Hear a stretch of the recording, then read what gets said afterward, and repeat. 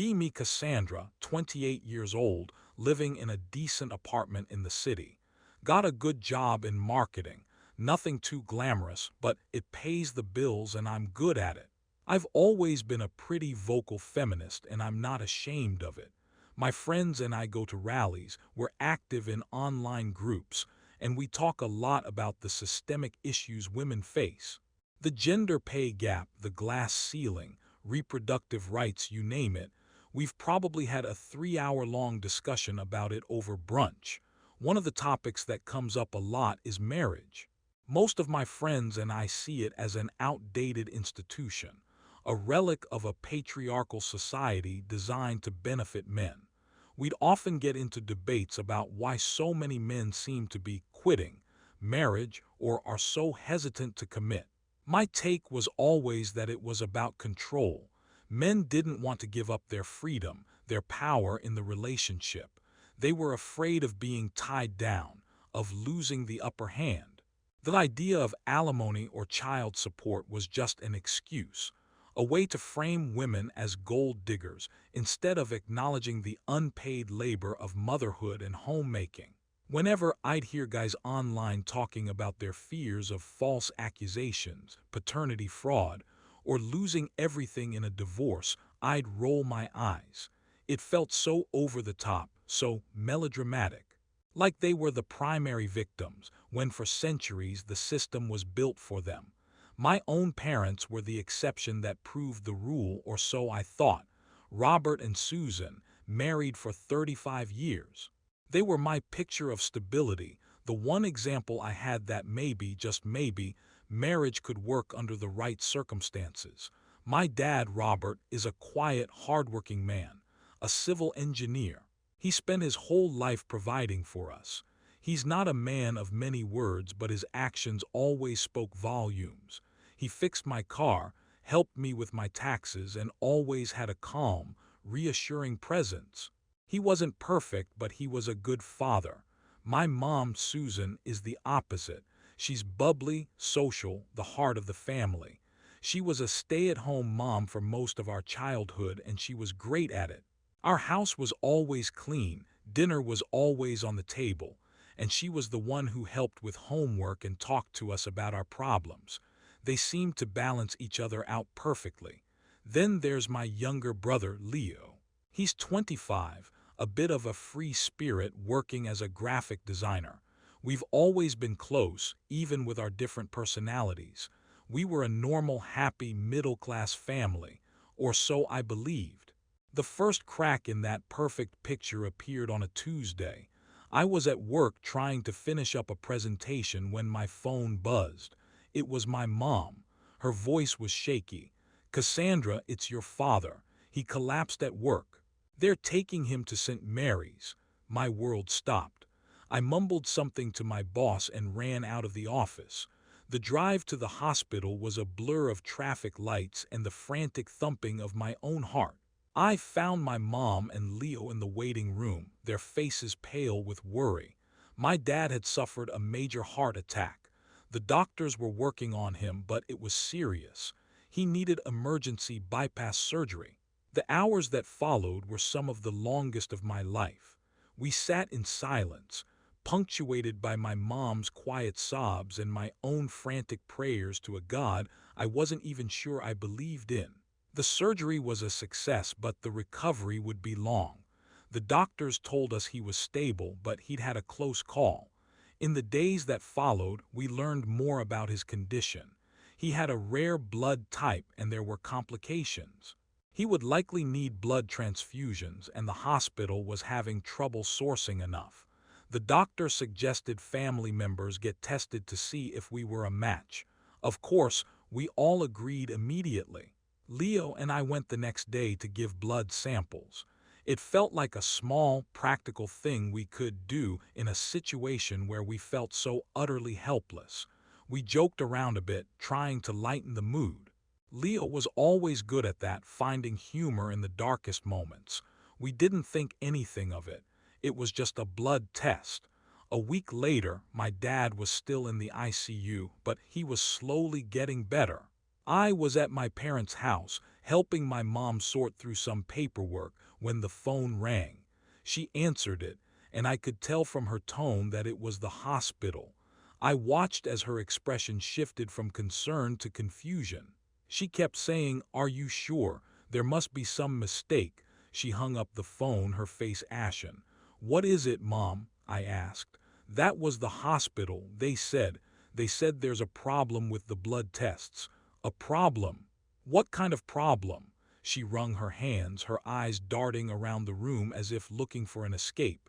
"They said, Leo's blood type. It's impossible for him to be Robert's son."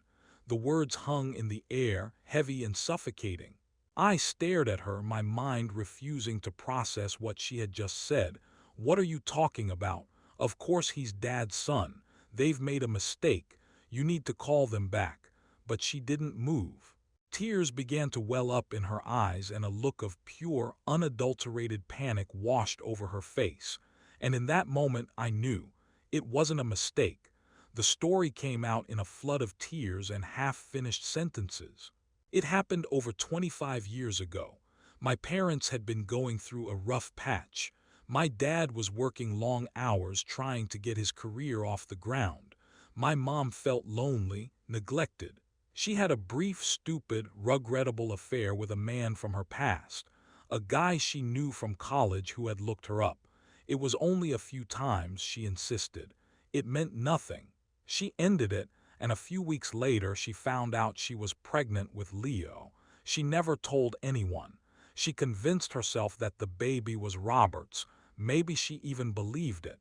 She buried the secret so deep that she almost forgot it was there. Until now. I felt like I was going to be sick. My perfect family, my stable foundation, was a lie. Everything I thought I knew was a lie. My mom, the woman I admired, the woman who taught me about right and wrong, had been living a lie for my entire life. And my dad, my quiet, stoic, hardworking dad, he had raised another man's son. He had loved and provided for another man's son. And he had no idea. The next few days were a living nightmare. My dad was still in the hospital, recovering, oblivious to the fact that his world was about to be shattered. My mom was a wreck, alternating between hysterical crying and a kind of catatonic numbness. And Leo, we had to tell Leo. I was the one who did it. We sat in my apartment and I told him the story my mom had told me. I watched as his face went from confusion to disbelief to a kind of hollow, empty pain. His entire identity had been ripped out from under him. The man he had called Dad, his whole life, was not his biological father. He didn't say much. He just sat there, staring at the floor, and I could feel the tremors of his world collapsing. But the worst part was still to come. We had to tell my dad. The doctors said we needed to wait until he was stronger. The shock could literally kill him, so we waited. For 2 agonizing weeks, we visited him in the hospital, pretending that everything was normal. We smiled, we made small talk, we told him he was looking better. Every word felt like a betrayal. Every smile felt like a lie. I watched my mother sit by his bedside, holding his hand, and I felt a surge of anger so intense it made me dizzy. How could she? How could she do this to him? To all of us. My feminist ideals, my carefully constructed worldview, started to crumble. I had spent years arguing that men needed to be held accountable, that they needed to take responsibility. But what about this? What about a man who had done everything right? A man who had been a loyal husband, a devoted father, a dedicated provider. A man who was the victim of the ultimate betrayal, paternity fraud. I had always dismissed it as a right-wing talking point, a scare tactic used by men's rights activists to villainize women. I had never considered the reality of it, the raw human pain it could cause. I had never imagined it could happen in my own family, to my own father. When my dad was finally discharged from the hospital, we knew we couldn't wait any longer. We sat him down in the living room, the same living room where we had celebrated countless birthdays and Christmases. My mom, her face streaked with tears, told him the truth. I watched my father's face as he listened. I saw the confusion, the denial, the slow, dawning horror. I saw the color drain from his face. He didn't yell. He didn't scream. He just sat there in his favorite armchair, and a single tear rolled down his cheek. He looked at my mom, his wife of 35 years, and he said, in a voice I barely recognized, "Who is he?" My mom shook her head. "It doesn't matter, Robert, it was a long time ago." "Who is he?" he repeated, his voice colder, harder. She told him the name, a name he recognized, a man they had known socially years ago. My dad closed his eyes. He didn't say another word. He just got up slowly like an old man and walked upstairs to their bedroom. He packed a bag. He didn't say where he was going. He just left. The weeks that followed were the darkest of my life. My dad was staying with his brother, my Uncle David. He wouldn't take our calls. He wouldn't see us. He had completely cut us off. The house felt empty, haunted. My mom walked around like a ghost, her eyes red and swollen. Leo moved in with a friend, unable to bear the oppressive sadness of our family home. I was left to pick up the pieces, to mediate, to try and hold everything together. But there was nothing left to hold. I started spending more time with my Uncle David, hoping to get through to my dad. My uncle was a good man, and he was trying his best to support his brother. One evening, I was sitting with my dad in my uncle's kitchen. He had lost so much weight. His eyes were hollow, his shoulders slumped. He looked like a man who had been defeated. We sat in silence for a long time, and then he started to talk. He didn't talk about the affair. He didn't talk about my mom. He talked about his life. He talked about starting his career, the long hours, the stress, the sacrifices he had made. "I did it all for you," he said, his voice raspy. "For you and your mother and Leo." He talked about coaching Leo's little league team, about teaching him how to ride a bike, about staying up all night helping him with a school project. "I remember the day he was born," he said, his eyes distant. "I held him in my arms, and I had never felt a love like that. He was my son, my son." He looked at me, his eyes filled with a pain so profound it took my breath away. Was any of it real, Cassandra? Was my whole life a lie?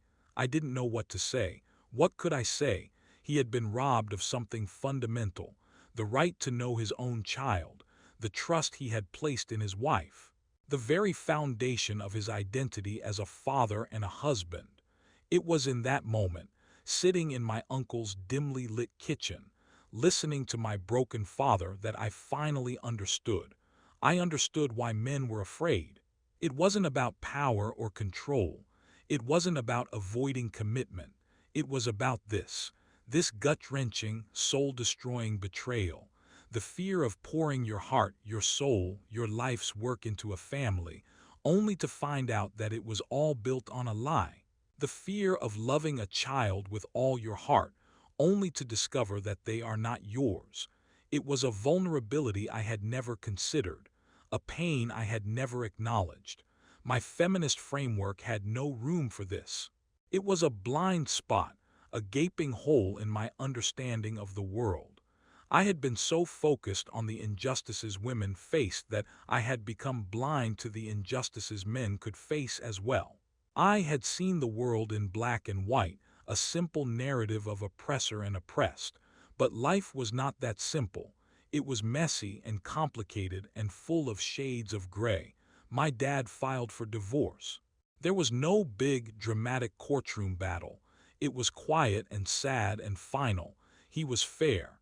He didn't try to take everything from my mom, but he couldn't live with her anymore. The trust was gone, and it could never be rebuilt.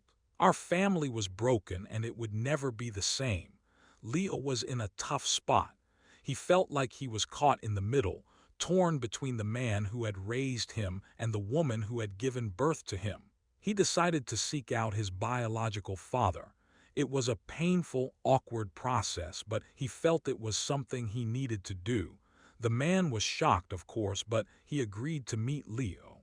I don't know all the details, but I know it wasn't a fairy tale reunion. The man had his own family, his own life. He wasn't a bad person, but he wasn't a father to Leo. He was just a stranger with familiar eyes. The experience seemed to give Leo some closure. It made him realize that biology isn't the only thing that makes a family. The man who had raised him, who had loved him, who had been there for him every day of his life, that was his real father. Slowly, tentatively, Leo started to reach out to my dad. It was awkward at first. They would meet for coffee, their conversations stilted and full of unspoken pain, but they kept trying. One day, my dad called me. He asked me to meet him at his new apartment. It was a small, sterile place, a far cry from the warm, lived-in home he had shared with my mom. We sat on his new couch and he told me that he and Leo had had a long talk. He asked me if I still loved him, my dad said, his voice thick with emotion. I told him, Leo, you are my son. You will always be my son. That will never change. Tears streamed down my face as he spoke. It was a moment of grace, of unconditional love in the midst of so much pain and betrayal. My father, in his quiet, understated way, had shown more strength and character than I could have ever imagined. He had been a victim, but he refused to be defined by his victimhood. He chose love. He chose to be a father. It's been a few years now since everything fell apart. Our family is not what it once was. We don't have big, happy gatherings at Christmas anymore. The wounds are too deep, the memories too painful. My dad has started to build a new life for himself. He started dating again, a nice woman who seems to make him happy. He and Leo have a good relationship. It's different now, more honest, more deliberate, but it's strong. My mom is still living in the family home, a place that now feels too big and too empty. She is full of regret, and I know she carries a heavy burden of guilt. I have a complicated relationship with her now. I love her, she's my mother, but I don't know if I'll ever fully trust her again. And me, I'm still a feminist. But my feminism is different now. It's quieter, more thoughtful, more compassionate. I've learned that fighting for equality doesn't mean ignoring the suffering of men. It doesn't mean dismissing their fears or invalidating their pain. True equality means recognizing that we are all human, that we are all vulnerable, and that we all deserve to be treated with dignity and respect. A few months ago, I was out for drinks with some friends from work. One of the guys, a man named Michael, was talking about his recent breakup. He was a good guy and he was clearly heartbroken.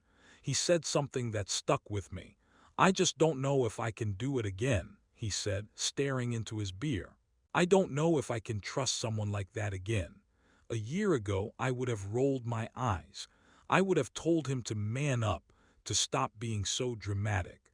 I would have launched into a lecture about how women have it so much worse.